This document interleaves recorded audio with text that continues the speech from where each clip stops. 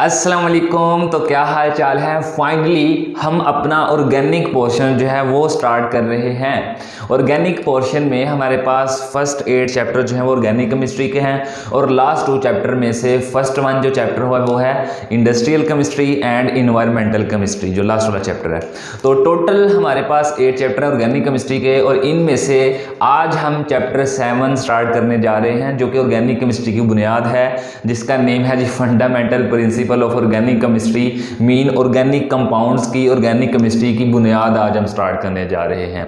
बुनियाद अच्छे से याद होगी तो आगे जो है सारी चीज़ें याद होंगी। बेसिक मैंने आपको चीज़ें बतानी है तो एक एक पॉइंट को आपने नोट करना है, ठीक है जी। जब आप एक एक पॉइंट को नोट करेंगे तो आपको अच्छे से समझ आएगा और जब अच्छे से समझ आएगा तो यकीनन बहुत ही मज़ा आएगा। तो चलिए स्टार्ट करते हैं जी। सबसे पहले हम देखेंगे ऑर्गेनिक कंपाउंड्स की क्लासिफिकेशन कैसे हुई। जब ऑर्गेनिक कंपाउंड्स की डिस्कवरी नहीं हो रही थी तो उनकी classification on the basis of their sources किया जाता था। अब देखते हैं जो क्लासिफिकेशन है वो किस बुनियाद पे हो रही थी, on the basis of their sources. ठीक है जी, सोर्सेज मीन जहां से वो अखज़ हो रहे हैं। तो on the basis of their sources उनकी क्लासिफिकेशन हमने 2 टाइप में की, ऑर्गेनिक कंपाउंड्स में एंड पता है जी आपको, हाँ जी, इनऑर्गेनिक कंपाउंड्स में। ठीक है जी। तो ऑर्गेनिक कंपाउंड्स की तादाद बढ़ नहीं रही थी और इनऑर्गेनिक कंपाउंड्स की तादाद डे बाय डे बढ़ रही थी। क्यों बढ़ रही थी? क्योंकि तब ये ख्याल किया जाता था कि ऑर्गेनिक कंपाउंड्स को सिर्फ जानदारों के अंदर ही हासिल किया जाता है, क्योंकि तब एक थ्योरी चल रही थी जिसे हम वाइटल फोर्स थ्योरी के नेम से जानते हैं। तो वो भी हम देखेंगे। अब on the basis of their sources कैसे इनको डिफाइन किया जाता था, वो कहते थे the organic compounds those compounds which obtain only from living things। Mean वो कंपाउंड जो जानदारों से हासिल किए जाते हैं उनको हम क्या कह देते हैं जी, ऑर्गेनिक कंपाउंड्स। जैसा कि हमारे पास प्लांट्स हैं और एनिमल्स हैं।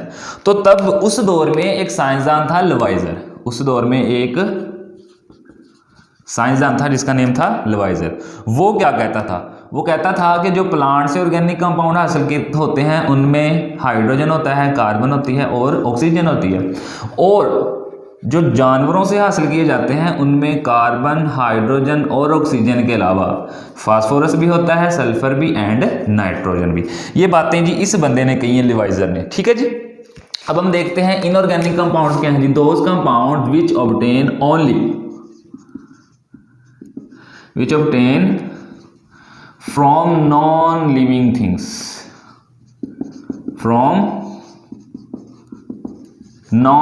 things, मीन बेजान अशिया से हासिल होने वाले कंपाउंड्स को इनऑर्गेनिक कंपाउंड्स कहा जाता है। मिसाल के तौर पे carbon dioxide, carbon monoxide, bicarbonate भी हो सकता है, हाइड्रोजन साइनाइड भी हो सकता है, एटसेट्रा। और ये तमाम के तमाम नॉन लिविंग थिंग्स कौन सी अशिया होती थी? ये नॉन लिविंग थिंग्स हमारे पास जो अशिया थी वो एक्चुअल में मिनरल्स थे। ठीक है जी, एक्चुअल में मिनरल्स थे। तो ये आपने बातें याद रखनी है। ये तब की बातें हैं जब वाइटल फोर्स थ्योरी चल रही थी। ठीक है जी।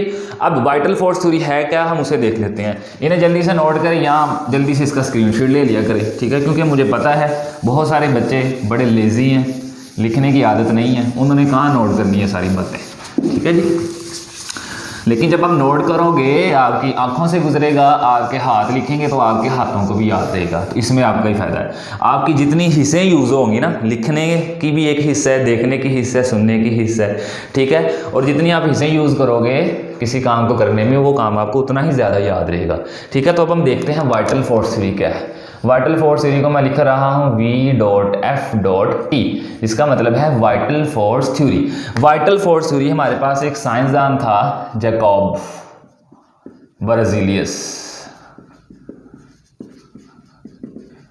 बर्ज़िलियस ने ये वाइटल फोर्स थ्योरी पेश की थी।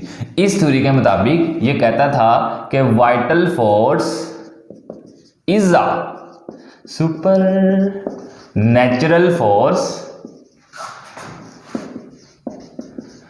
दैट ओनली प्रेजेंट किथे विद इन लिविंग सिस्टम कहता वाइटल फोर्स जो थी, वाइटल फोर्स एक लामुतनाही फोर्स है, सुपर नेचुरल फोर्स है जो सिर्फ और सिर्फ आपको कहाँ पे मिलेगी, लिविंग थिंग्स के अंदर, ठीक है, और कहीं पे भी आपको नहीं मिलेगी। उसके बाद इसने क्या कहा, organic compounds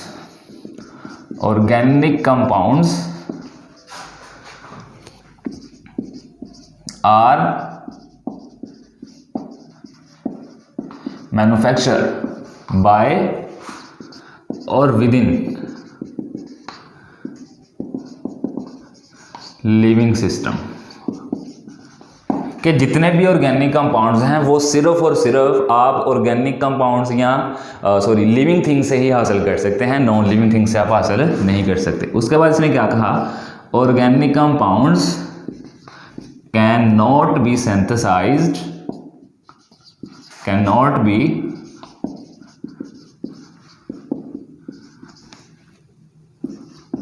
by non living things or inorganic compounds। Organic compounds को आप ना ही नॉन लिविंग थिंग से हासिल कर सकते हैं और ना ही इनऑर्गेनिक कंपाउंड से, ठीक है। अब ये थ्योरी चल रही थी जिस थ्योरी की वजह से जितने भी ऑर्गेनिक कंपाउंड्स हैं उनको क्लासीफाई किया था सिर्फ दो टाइप में। अब तो बेशुमार टाइप हैं और बेशुमार ऑर्गेनिक कंपाउंड्स हैं, लेकिन इस थ्योरी को किस बंदे ने रिजेक्ट किया, इस थ्योरी को जिसने रिजेक्ट किया है उसका नाम हमारे पास है जी फ्रेडरिक हुलर। कौन सी सन में किया था, 1828 में। अब ये एक्चुअल में ये बंदा कर क्या रहा था, अच्छा ये तो अपने आप रिएक्शन कर रहा था, कौन सा, इसने लिया हुआ था ammonium chloride plus potassium cyanide. अब ये बंदा इसके साथ रिएक्ट करवा रहा था। अब ये जो अमोनिया है ये रिएक्ट कर गया किसके साथ, साइनाइड के साथ, और क्लोरीन रिएक्ट करेगी किसके साथ, पोटाशियम के साथ। तो हमारे पास क्या बन गया, ammonium cyanide plus potassium chloride.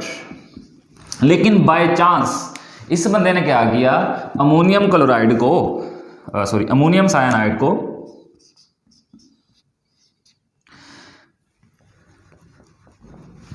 यहां पे लिख देता हूं, अमोनियम साइनाइड को क्या कर दिया, हीट करवा दिया, जिसकी वजह से क्या बन गया जी, NH2CONH2। ये हमारे पास यूरिया बन गया जो कि एक ऑर्गेनिक कंपाउंड है, ठीक है। तो यहाँ पे लिया गया था जी अमोनिया CON, ठीक है। इसको क्या करवाया, हीट करवाया, तो हमारे पास क्या बन गया NH2C+O NH2 जो कि एक यूरिया है, ठीक है। जैसे ही इनऑर्गेनिक कंपाउंड अमोनियम साइनाइड से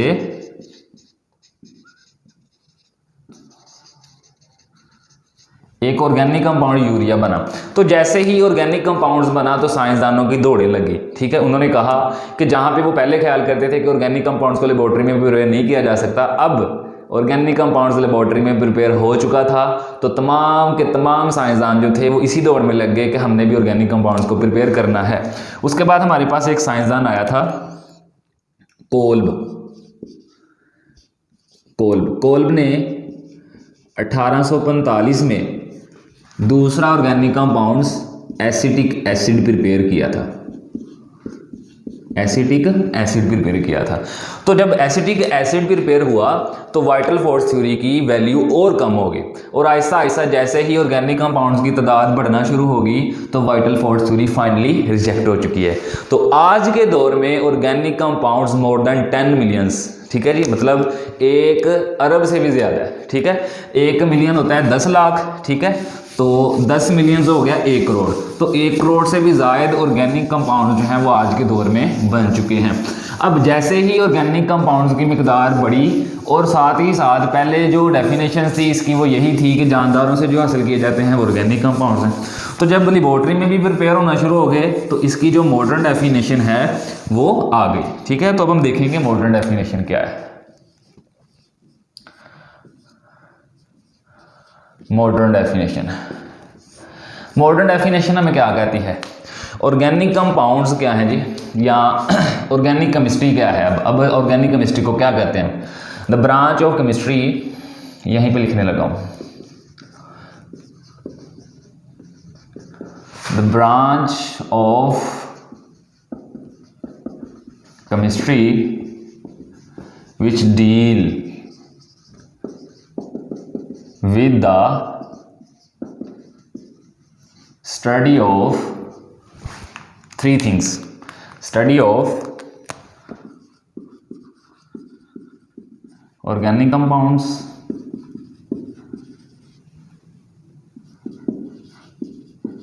hydrocarbons and their derivatives is known as organic chemistry. ठीक है जी। अब ऑर्गेनिक कंपाउंड्स कौन से होते हैं? मतलब ऑर्गेनिक कंपाउंड्स वो कंपाउंड्स हैं जिनमें कार्बन एटम इज एसेंशियल, मतलब ज़रूरी होता है कार्बन एटम। जैसे अगर मैं इसकी एग्जांपल दूंगा आपको कि हमारे पास कार्बोक्सिलिक एसिड है ना, तो इसमें कार्बन एसेशनल है। तो कार्बन के अलावा दूसरे भी बहुत सारे एटम्स पाए जाते हैं, लेकिन कार्बन क्या है? एसेशनल है। इसी तरह अगर हम देखें अल्कोहल को देख लो आप, ठीक है, तो इसमें हमारे पास जो कार्बन है वो एसेशनल है। ठीक है, यहाँ पे कार्बन है, अल्काइल ग्रुप भी होता है कार्बन। ठीक है, इसी तरह हमारे पास बेशुमार एल्डिहाइड है जी यहाँ पे, इसी तरह इसमें भी कार्बन एसेशनल है। इसी तरह हमारे पास सॉरी ये कीटोन है और ये हमारे पास एल्डिहाइड है, इसमें भी हमारे पास क्या है? कार्बन एसेशनल है। तो तमाम वो कंपाउंड जिसमें कार्बन जरूरी होता है वो ऑर्गेनिक होते हैं। ठीक है, इसी तरह हाइड्रोकार्बन क्या है? Consist only hydrogen and carbon. ठीक है जी, मतलब हाइड्रोकार्बन्स वो ऑर्गेनिक कंपाउंड्स हैं, या हम कह सकते हैं वो कंपाउंड्स हैं जो सिर्फ कार्बन और हाइड्रोजन पर मुश्तमिल होते हैं। मिसाल के तौर पे हमारे पास CH4 है, इसमें सिर्फ कार्बन और हाइड्रोजन है। इसी तरह हमारे पास C2H2 है, इथाइन है, ये भी हमारे पास, इसमें भी कार्बन और हाइड्रोजन है। आप सिंपली कह सकते हो अल्केन एंड अल्काइन, जो कि आपने चैप्टर 8 में पढ़ना है इनको। ठीक है, ये तमाम के तमाम क्या है? हाइड्रोकार्बन। और डेरिवेटिव का क्या मतलब है कि लेट्स सपोज जो अख्ज़ किए जाते हैं, इसका मतलब क्या है? अख्ज़ करना। डेरिवेटिव का अख्ज़ किससे किए जाते हैं? हमारे पास सपोज करो कि एक ऑर्गेनिक कंपाउंड है, ठीक है, CH4 हमारे पास क्या है? एक ऑर्गेनिक कंपाउंड। इसको हम क्लोरीन के साथ रिएक्ट करवाते हैं तो हमारे पास क्या बनता है? CH3Cl plus HCl। तो हमारे पास ये देखो, ये एक हाइड्रोकार्बन था और ये इससे क्या बन गया? एक डेरिवेटिव्स। डेरिवेटिव्स का क्या मतलब है? सपोज करो कि आपके पास एक, जैसे लड़कियां इस बात को समझ सकती हैं कि आप जब आटा गूंथते हो तो आपके पास परात में आटा पड़ा होता है, तो फिर आप उसके छोटे छोटे पेड़े बनाते हो। मीन आपने उस पूरी परात में से छोटे छोटे पेड़े बनाए, मीन अख्ज़ किया उससे, फिर उन पेड़ों से आपने रोटी बनाई। ठीक है, रोटी पेड़ों से अख्ज़ हुई। जैसे आप ये समझ सकते हैं कि गंदम से आटा अख्ज़ हुआ, आटे से रोटी अख्ज़ हुई। ठीक है, मतलब एक चीज़ से अगली नई चीज़ जब बननी है तो वो पिछली चीज़ का डेरिवेटिव होगा। ठीक है, तो इस चीज़ से जब अगली नई चीज़ बनी है तो ये डेरिवेटिव किसका हो गया? इसका। डेरिवेटिव मीन अख्ज़ किससे हुआ? इससे। ठीक है, तो यह डेरिवेटिव। जब हम इन 3 चीज़ों का मुताला कर लेते हैं तो हम कहते हैं कि ऑर्गेनिक केमिस्ट्री जो है वो फुलफिल होगी। लेकिन यहाँ पे अभी भी लिमिटेशन है, क्योंकि हमने ऑर्गेनिक केमिस्ट्री की डेफिनेशन तो कर ली जो कि मॉडर्न है। ठीक है, लेकिन लिमिटेशन यहाँ पे ये थी कि बहुत सारे ऐसे कंपाउंड्स थे जिनमें कार्बन भी मौजूद था, हाइड्रोजन भी मौजूद था, लेकिन वो इनऑर्गेनिक कंपाउंड्स थे। हम देख लेते हैं कौन से। लिमिटेशन क्या है? हमारे पास बहुत सारे ऐसे कंपाउंड्स थे जैसा कि carbon dioxide, carbon monoxide, bicarbonate, ठीक है, हाइड्रोजन साइनाइड, ठीक है, एटसेट्रा। बहुत सारे हमारे पास ऐसे कंपाउंड्स थे जिनमें कार्बन भी मौजूद था, हाइड्रोजन भी मौजूद था, लेकिन फिर भी ये इनऑर्गेनिक कंपाउंड्स के तौर पे जाने जाते थे। फिर साइंसदानों ने क्या किया कि बहुत सारी इसके ऑर्गेनिक कंपाउंड के फीचर्स को डिस्कवर किया। जब उन्होंने बहुत सारे ऑर्गेनिक कंपाउंड को स्टडी किया तो उनमें से उन्होंने जो ऑर्गेनिक कंपाउंड्स के बेसिक फीचर्स थे उनको स्टडी किया। तो फिर इन्होंने कहा कि इस डेफिनेशन के साथ साथ अगर कोई कंपाउंड्स उन फीचर्स को भी फुलफिल करेगा तो वो कंपाउंड्स ऑर्गेनिक कहलाएगा। अब वो वाले फीचर्स जो हैं वो हम इंशाल्लाह नेक्स्ट लेक्चर में डिस्कवर करेंगे। अब आज के दौर में बेशुमार ऑर्गेनिक कंपाउंड जो हैं वो डिस्कवर हो चुके हैं और ऑर्गेनिक कंपाउंड्स की इंतहाई ज़्यादा इंपॉर्टेंस है। मैं भी आपको गिनवा देता हूँ। ऑर्गेनिक कंपाउंड्स लिविंग थिंग्स के लिए बहुत ज़रूरी है, ठीक है। उसके बाद जितने भी हमारी बॉडी में ये लिविंग थिंग्स के अंदर जितने भी बायोकेमिकल रिएक्शंस होते हैं वो सारे के सारे ऑर्गेनिक रिएक्शंस होते हैं, जो मेटाबॉलिज्म कैटाबॉलिज्म वगैरह पढ़ते हो। उसके अलावा जितना भी हमारे खाने से लेके पहनने तक और मेडिसिन तक जितने भी हमारे डेली यूजेस हैं या हमारी अपनी लाइफ जो है वो डिपेंड कर रही है ऑर्गेनिक कंपाउंड्स के ऊपर। और जो हमारे डेली यूजेस सब्सटेंस है, जैसे कि मैंने ये पॉइंटर ही पकड़ा, ये पॉलीमर्स है और एक ऑर्गेनिक कंपाउंड्स है, ठीक है। वार्निश होगी, पेंट्स हो गए, डाइज हो गया, कॉस्मेटिक्स हो गया, ठीक है, ड्रग्स हो गई, पेस्टिसाइड्स हो गए, बहुत सारे हमारे डेली यूजेस के जो सब्सटेंस हैं वो तमाम के तमाम किससे बन रहे हैं जी? ऑर्गेनिक कंपाउंड्स है, तमाम के तमाम ऑर्गेनिक केमिस्ट्री के अंदर बन रहे हैं। और जो हम आर्टिफिशियली ऑर्गेनिक कंपाउंड्स को सिंथेसाइज कर रहे हैं वो हमारा नेचुरली जो ऑर्गेनिक कंपाउंड्स है उसके शॉर्टेज को फुलफिल कर रहा है। यही वजह है कि आप आज के दौर में किसी भी मौसम में आप किसी भी फ्लेवर को टेस्ट कर सकते हैं, ठीक है। छोटी छोटी टॉफ़ीज़ आप खाते हो, वो फ्लेवर कहाँ से आए, ठीक है। आप जूस वगैरह पीते हो, वो फ्लेवर कहाँ से है? वो तमाम के तमाम ऑर्गेनिक केमिस्ट्री की काविशों का नतीजा है, ठीक है। तो नेक्स्ट हम लेक्चर में इंशाल्लाह फीचर्स ऑफ ऑर्गेनिक कंपाउंड्स देखेंगे, ठीक है। तो दुआ में याद रखिएगा। अल्लाह हाफिज़।